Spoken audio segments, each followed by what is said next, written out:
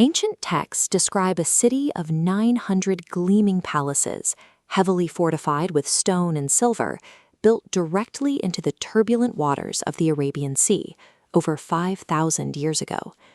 At first glance, the engineering required for such a feat appears impossible. Yet the Mahabharata and the Harivamsa Purana provide a precise technical account of its construction. They record that Krishna reclaimed 12 yojanas, roughly 150 kilometers, of the coastal ocean floor to create the city's foundation. For centuries, scholars categorized these accounts as religious allegory.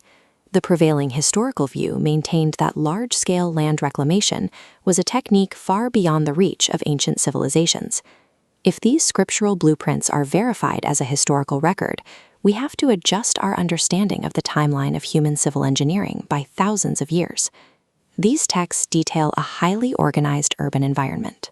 They describe a settlement governed by strict zoning laws, protected by massive stone walls, and supported by a complex irrigation system that distributed fresh water across the city. The city was named Dwarka, or the City of Gates, because of its fortified entry points. Its infrastructure featured perfectly straight, intersecting roads, specifically designed to facilitate movement toward the waterfront. This layout served a specialized maritime economy. The ancient records explicitly mentioned the construction of dedicated ship docks, an infrastructural development predating similar concepts found in most other settlements of that era. A project of this magnitude, utilizing thousands of tons of worked stone for trade and defense, would leave a significant physical signature on the seafloor. In 1983, Dr. S.R. Rao began a search for that signature. He used the specific maritime distances and coastal descriptions found in the Mahabharata to plot a search grid off the coast of Gujarat. His team descended 30 meters into the Arabian Sea. In the sediment of the ocean floor, they identified distinct geometric blocks that did not align with natural geological patterns. They uncovered 560 meters of limestone walling. The scale and composition of these blocks mirrored the heavily fortified descriptions of the City of Gates found in the ancient verses. The team also recovered several large, three-holed stone anchors. This specific design provided the stability needed for large vessels to moor in heavy currents, confirming that the site functioned as a high-traffic maritime harbor. The presence of precision-cut masonry and 560 meters of contiguous stone walling identified the site as a planned human settlement. To map the full extent of the ruins, the Archaeological Survey of India and the National Institute of Ocean Technology launched a high-tech survey in 2001. The team utilized sub-bottom profilers, sending acoustic pulses through the seafloor to detect structures buried under meters of sediment. The resulting visualization revealed a network of parallel streets and drainage systems. This rigid, geometric foundation confirms the ancient claims of a meticulously planned urban center. Carbon dating performed on recovered wood and pottery fragments provided a timeline for the site. While some artifacts aligned with the 3000 BCE era of the Mahabharata, others dated as far back as 7000 BCE.